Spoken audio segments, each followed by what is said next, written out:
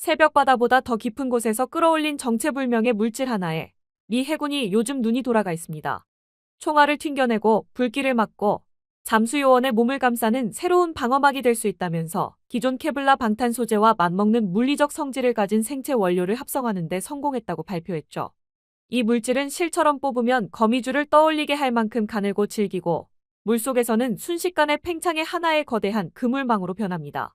미 해군과 캐나다의 연구진은 이 섬유를 차세대 친환경 섬유 후보로 지목하고 미래에는 이 점액으로 옷을 만들지도 모른다라고까지 말합니다. 충격을 받으면 단단해지고 평소에는 젤처럼 부드러운 독특한 성질 덕분에 기존 석유 기반 플라스틱 섬유를 상당 부분 대체할 수 있는 잠재력이 있다고 하죠. 과학 전문 매체들은 이 물질을 소개하면서 고대 생물이 바닷속에서 포식자를 떼어내기 위해 진화한 방어 시스템을 통째로 군사기술로 가져오는 프로젝트라고 부릅니다. 그렇습니다. 미 해군 연구진이 주목한 건 해양 생물 한 종이 만들어내는 특이한 점액입니다. 이 점액은 수분이 거의 없는 농축 상태로 몸 안에 저장되어 있다가 위협을 받는 순간 바닷물을 만나 폭발적으로 팽창의 젤 같은 구름을 만들어냅니다. 점액 안에는 단백질로 이루어진 실타래가 숨어 있습니다. 길이가 최대 30cm에 이르는 이 실들이 물속에서 풀려나면서 서로 엉키고 주변 바닷물을 잡아끌어 엄청난 양의 하이드로젤로 바뀌게 만드는 구조입니다. 이런 성질 때문에 학계에서는 이 점액을 섬유가 박힌 천연 하이드로젤의 극단적인 사례라고 표현하기도 합니다. 미 해군은 이 구조를 그대로 모사하기 위해 점액에서 실을 만드는 핵심 단백질만 골라 유전 정보를 해독했습니다. 그리고 그 설계도를 대장균 같은 미생물 속에 집어넣어 세균이 마치 작은 공장처럼 실재료를 찍어내게 만드는 합성 시스템을 구축했습니다. 그렇게 만들어진 합성 점액 섬유는 전자 현미경으로 봤을 때 자연산과 거의 비슷한 구조를 보이고 인장 시험 결과도 케블라에 근접한 강도를 낸다고 합니다. 연구진은 이걸 실로 뽑아 방탄복 안감으로 쓰거나 대량으로 뿜어내 선박 스크류를 무력화시키는 점착 폭탄으로 활용할 계획입니다. 군사 외적으로는 화재 현장 소방관과 잠수부의 보호복, 상어 차단용 스프레이 같은 용도로 발전시키겠다는 계획을 내놓았습니다. 여기까진 이해가 됩니다. 자연이 만든 기막힌 방어 시스템을 복제해서 군인과 구조요원을 더 안전하게 지키겠다는 이야기니까요. 그런데 이 연구를 소개하는 기사와 논문들을 따라가다 보면 어디선가 낯익은 지명이 슬쩍 등장합니다. 2017년 여름 미국 오리건주의 한 고속도로에서 기묘한 사고가 일어났습니다. 약 3.4톤의 물고기를 가득 실은 트럭이 사고로 전복됐는데 거기서 나온 기묘한 점액으로 도로와 주변 차량들이 온통 뒤덮여버린 사건입니다. 당시 사진을 보면 하얀 점액 덩어리가 사고에 휘말린 자동차를 완전히 감싸고 도로 위가 마치 재난 영화나 괴수 영화의 세트장처럼 변해 있습니다. 언론은 이 기괴한 생물이 담긴 충격적인 사진을 쏟아냈고 가까이 다가간 경찰관이 점액에 미끄러져 넘어지는 장면까지 화제가 됐습니다. 그리고 현지 경찰 보고서에 적힌 한 줄이 전 세계를 더욱 놀라게 했습니다. 이 물고기들은 가공 후에 한국으로 수출될 예정이었다는 설명이었죠. 여기서 퍼즐이 맞춰집니다. 이 사건이 알려지면서 대부분의 국가에선 도대체 무슨 생물이기에 저런 능력이 있는 건가 하면서 경악할 따름이었습니다. 혹은 순수하게 점액에 뒤범벅이 된 장면이 기괴하다고 말하거나요. 반면 한국에서는 저 생선 구워다가 소주에 먹으면 참 맛있는데 하는 반응이 나왔습니다. 미 해군이 사활을 걸고 연구하는 그 점액의 주인공이자 오리건 고속도로를 슬라임 지옥으로 만들었던 그 생물이 바로 한국 사람들 술안주로 유명한 꼼장어, 학명으로는 태평양 먹장어였기 때문입니다. 과학자들이 참 대단한 것은 이렇게 그저 해프닝일지도 모르는 사건에서 어떠한 가능성을 찾아낸다는 점입니다. 이 사건이 유명해진 것은 사건 현장의 몰골만큼이나 그 괴상한 생물을 한국인들이 안주 삼아 잡아먹는다는 사실이 더 놀라웠기 때문이었죠. 이로 인해 꼼장어라는 생물 자체가 유명해진 점이 있습니다. 어쩌면 한국인들 때문에 팔자에도 없는 스포트라이트를 받은 셈이랄까요. 그리고 전 세계의 과학자들이 이를 계기로 그 생물학적인 특성을 연구하기 시작했습니다. 외국 기사에서는 이 생선을 해그피쉬 혹은 슬라임일이라고 부르면서 턱도 제대로 없고 몸이 미끈한 원시 어류라고 소개합니다. 수억 년 전 화석에서도 비슷한 구조가 발견될 정도로 오랜 세월을 버텨온 생물이라 공룡보다 오래된 괴생명체라는 표현까지 붙습니다. 이 먹장어가 현대까지 살아남은 비결은 앞서 말한 것처럼 놀라운 점액질의 성질에 있습니다. 포식자가 한번 깨물기라도 하면 몸 옆에 늘어서 있는 점액샘에서 순식간에 미세 섬유와 점성 물질이 튀어나와 주변 바닷물을 젤처럼 바꾸어 버립니다. 이 점액이 포식자의 입안과 아가미 쪽으로 흘러들어가면서 호흡을 방해하고 결국 포식자는 질식 위협을 느끼고 먹장어를 뱉어버립니다. 혹은 아예 아가미를 막아버리면서 되려 죽기도 하죠. 먹장어 입장에선 목숨을 건 급발진 점액 폭탄이지만 과학자들 눈에는 믿을 수 없는 고성능 바이오 섬유입니다.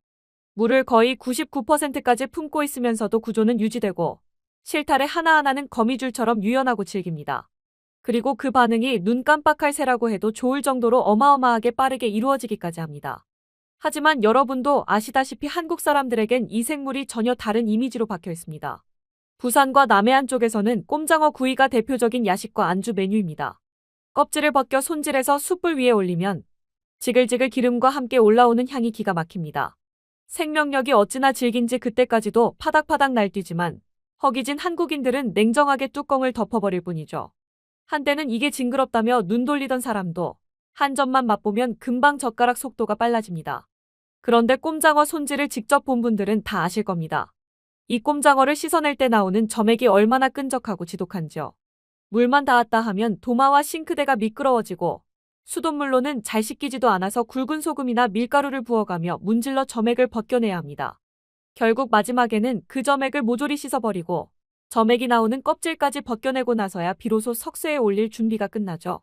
심지어는 그렇게 석쇠에 올라가고 나서도 죽을 때까지 몸을 비틀며 점액을 뿜어내는 경우도 있습니다. 한국 주방에서는 이처럼 욕을 부르는 골칫덩이인데 미국의 군사연구소와 과학자들은 그걸 통째로 돈 되는 기술로 만들겠다고 연구비를 쏟아붓고 있는 상황입니다.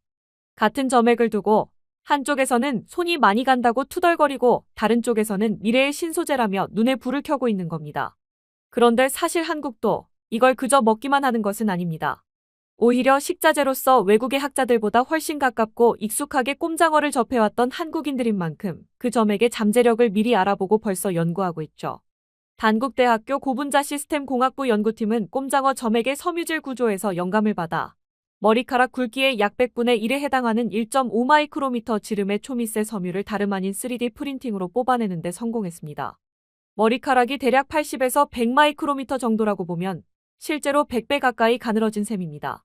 기존 3D 프린팅은 16 마이크로미터보다 가는 섬유를 만들면 금방 끊어지고 속도가 느려지는 문제가 있었는데 연구팀은 하이드로젤 안에서 잉크가 바로 굳어지는 방식을 도입해 이 한계를 넘어섰습니다. 그 결과 얇을 뿐 아니라 질기고 유연한 섬유를 고속으로 출력하는 기술적 토대를 마련했다는 평가를 받습니다. 이 초미세 섬유는 심혈관 질환을 모니터링하는 웨어러블 센서, 체내에서 자연스럽게 분해되는 생분해성 지지체, 유연한 전자장치 등 다양한 의료 바이오 분야에 적용할 수 있다는 전망이 나옵니다. 먹장어 점액을 그대로 쓰는 것이 아니라 그 구조를 모사해 사람 몸속에서도 안전하게 쓸 수 있는 섬유를 만든다는 점에서 의미가 큽니다. 환경 분야에서도 먹장어 점액을 활용한 아이디어가 연구되고 있습니다. 점액이 물을 만나 팽창하고 나면 대부분이 수분으로 이루어진 젤리 같은 구조 내에 미세 섬유가 넓게 퍼져 있는 그물과도 같은 형상이 됩니다. 이 구조는 물은 투과시키면서도 미세한 입자나 생물을 한꺼번에 엉겨붙게 만드는 성질이 있기 때문에 바다에서 적조를 일으키는 플랑크톤이나 해양 미세 플라스틱을 걸러내는 필터로 사용할 수 있다고 합니다. 너무 작아서 골라낼 수 없었던 오염물들을 떠내는 그물처럼 말이죠. 또한 미세 섬유 성분 외에도 미끌미끌한 점액질을 만들어내는 뮤신 성분을 대량으로 얻는 방법으로도 각광을 받고 있습니다. 이 뮤신 성분은 사람한테서도 나오는데 피부 틈에서 나와서 상처가 났을 경우 재생력을 높여주는 것으로 알려져 있습니다. 먹장어 점액으로 뮤신을 쉽게 얻을 수 있게 되면 의료용 밴드나 패치에 이 성분을 넣어 의학적인 용도로 활용할 수가 있습니다. 수분 저장 능력이 뛰어나고 점액의 특성상 흐르지 않고 도포 부위에 머물 수 있기 때문에 지속적으로 상처 부위를 보호해줍니다. 군사 쪽으로 다시 돌아가 보면 미 해군이 구상하는 활용처는 조금 더 직접적이고 노골적입니다.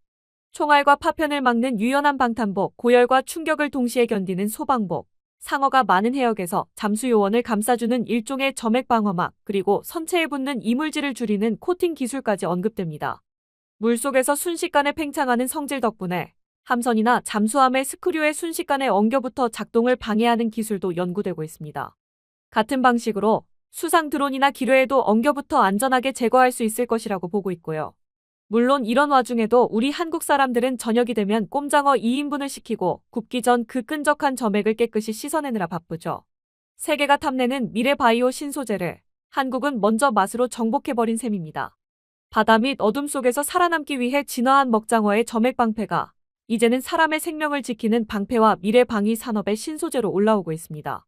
그리고 그 한가운데에 별별 생물을 다 먹어보고 그 안에서 쓸만한 가치를 끝까지 뽑아내는 한국인의 입맛과 호기심이 함께 서 있습니다. 언젠가 군인과 소방관, 의사가 사용하는 방호복과 의료 섬유의 먹장어 점액에서 영감을 받은 한국 기술이라는 문장이 새겨지는 날이 온다면 자갈치 골목에서 꼼장어 한 점에 소주를 기울이던 사람들도 이렇게 웃으면서 말할 수 있을지 모릅니다. 세상에 우리가 먹던 그 안주가 알고 보니 미 해군이 탐내던 미래 신소재였다고 말입니다. 끝까지 시청해주셔서 감사합니다. 도움이 되셨다면 좋아요를, 다른 이야기도 궁금하시면 구독을 눌러주세요.